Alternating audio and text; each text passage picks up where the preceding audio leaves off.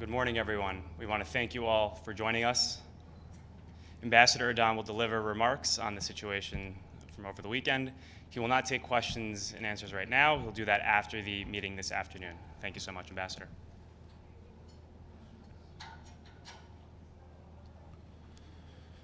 Good morning, everyone. Prime Minister Golda Meir once said that peace will come when the Palestinians love their children more than they hate us, Israelis. Unfortunately, this past operation proved just how true this statement still is. The Palestinian Islamic Jihad deliberately fired 1,100 rockets at Israeli civilians, with roughly 200 landing inside the Gaza Strip, killing innocent Palestinians and among them, sadly, young children. This is not an assessment. This is the hard truth, and Israel has the proof. This is only one of the videos proving it.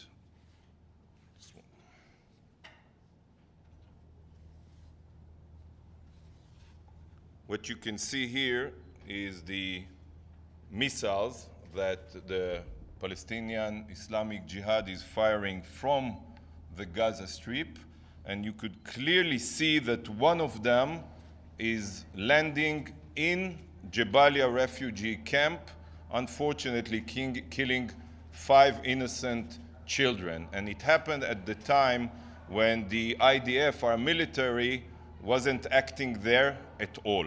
But this is only one proof of all the proof that we have from this operation. This is the enemy that Israel is facing, one that is willing to murder its own children while attempting to murder Israeli civilians and children. This is the reason, as even the Secretary General pointed out, that the PIJ, Palestinian Islamic Jihad, deployed their rockets and terror infrastructure among civilian population. The Palestinian Islamic Jihad was preparing and attempting to carry out an attack on Israeli civilians near the border of Gaza, forcing Israel to close down roads and civilian activity in the proximity to the Gaza Strip, essentially paralyzing tens of thousands of Israeli citizens for 3 days. Last Friday, moments before the terrorists' imminent attack, Israel had to act against the terrorists in order to prevent their attack. The Palestinian Islamic Jihad is a radical terror organization, armed, funded, and trained by Iran. In fact, while the Islamic Jihad was indiscriminately firing rockets at Israeli civilians, its leader, Ziad al-Nakhaleh, was meeting with the Ayatollah puppet masters in Tehran and getting orders from them, and you could all see the photo of Ziad al-Nakhaleh meeting together with Khamenei, the supreme leader of Iran. Over the course of 2.5 days, the Palestinian Islamic Jihad rained about 1,100 missiles down upon Israeli towns and cities. Israel was forced to carry out precision and surgical strikes against the commanders, launch pads, operatives, and terror infrastructure of this fanatic organization to prevent them from targeting Israelis. Israel did so with astounding accuracy and extreme precision, taking precautions hardly ever seen in area of conflict around the world.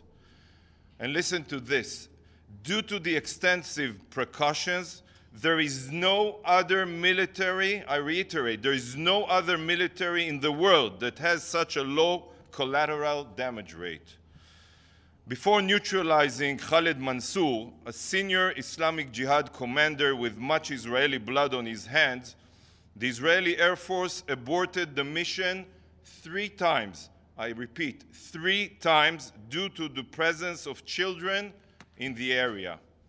The evidence is right here, and again, I'll share with you the video of the conversation between the pilots.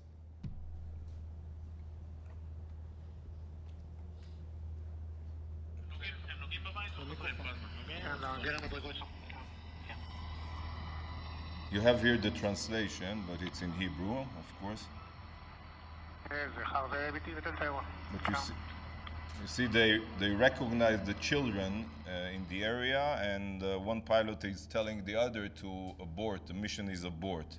So it happens 2 times, and only after the 3rd time they succeeded to neutralize this senior terrorist. But this is only, of course, as I said, one example to the way that we try to minimize the collateral damage. And it goes on and on. Is there any other military in the world, in the entire world, who goes to such lengths? They're still talking about the children there.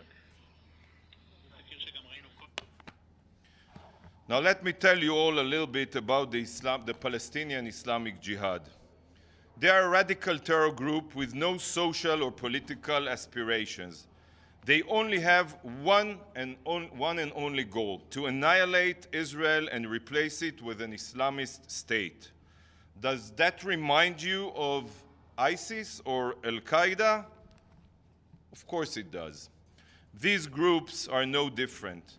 They share the same horrifying and distorted vision.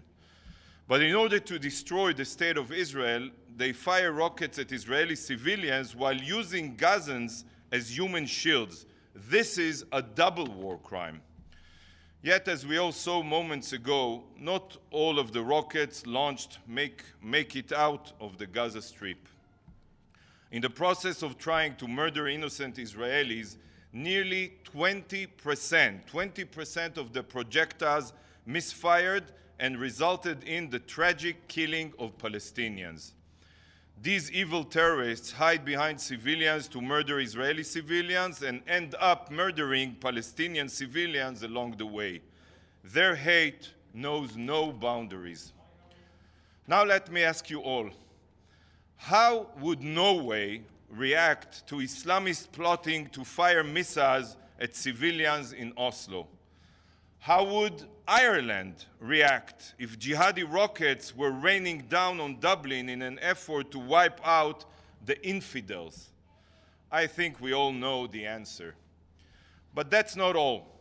Just a week ago, a justified strike neutralized Al-Qaeda's leader, Ayman al-Zawahiri. Before leading Al-Qaeda, al-Zawahiri was a leading member of the EIJ, the Egyptian Islamic Jihad. Sounds familiar? The Palestinian Islamic Jihad and the Egyptian Islamic Jihad share more than just a similar name. They share the values of annihilating the free and modern world that we live in. And that is precisely why, when al-Zawahiri was eliminated, this institution, as well as most of the world, gave its full support. This was one step closer to eradicating radical terror from the world. Yet, when Israel neutralizes such terrorists in order to prevent an imminent attack against our civilians, UN officials shamelessly issues deep concern. This is a blatant double standard, and we will not accept it. Before the debate begins today and the Palestinians start spreading their lies, I want to make one last thing clear. I want to remind everyone of the Gaza Strip's history and the event that led up to the current situation that Gaza is in. Friends, 17 years ago to this day, Israel unilaterally withdrew from the Gaza Strip, dismantling dozens of Israeli villages and uprooting thousands of our own citizens. Israel hoped that this step would build trust and bring calm. Yet, despite our goodwill, we did not receive calm. On the contrary, we received more terror. The Palestinians chose Hamas and their terror ideologies over progress and prosperity. Hamas quickly took over the Strip, throwing the Palestinian Authority representatives off rooftops, literally, and spent all their efforts since then, all their efforts and resources on expanding their terror infrastructure in Gaza. They built rocket factories next to hospitals, weapon storage sites inside schools, and they dug cross-border terror tunnels underneath Jewish towns. This choice of terror and violence over coexistence and peace is the only reason that Gaza is in the situation that it is now in.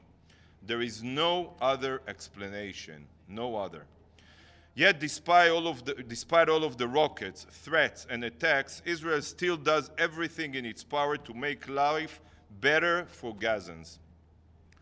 Whether it's increasing the number of work permits, allowing in hundreds of trucks full of goods, even in times of conflict, or supplying Gaza with electricity, we still choose goodwill over conflict. But if we are threatened, we are forced to take action. It is as simple as that.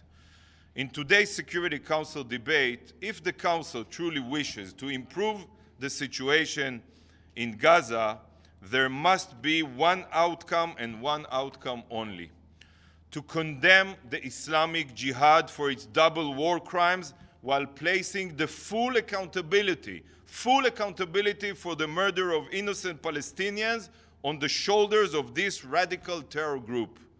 If anything else comes out of this meeting, it will be a profound mistake. Israel acted only against the terrorists of the Islamic Jihad, not against the people of Gaza, not against Hamas, and not against the Palestinian Authority, only against Palestinian Islamic Jihad. I want to take this opportunity to thank President Assisi for his efforts to restore calm and stability to our region, and not for the first time. Holding a Security Council debate on the Islamic Jihad, the Palestinian Islamic Jihad, and not using the opportunity today to fully condemn them and hold them absolutely accountable for their crimes will only motivate them to continue in their destructive ways. I truly hope the Council does the right thing. Thank you very much. Question, Ambassador, before you go? Technical? Yeah, as I said, I'll answer question right after the Security Council meeting. Is the UN playing any role in the negotiations for the peace process? When you say peace process, can you elaborate? The truce, I'm sorry. Did the UN play any role in the truce? And do you see a role for due that to going the forward? statements that came out of the UN, so they were in touch. I wasn't there, so I cannot comment. I mean, that's a question you should ask the spokesperson of the UN. From an international law perspective, how is Israel's preemptive strike in Gaza different from what Russia claims was a preemptive strike in Ukraine? How does their argument differ from yours? Okay, I'll answer this question later today, but I think we have a very clear answer to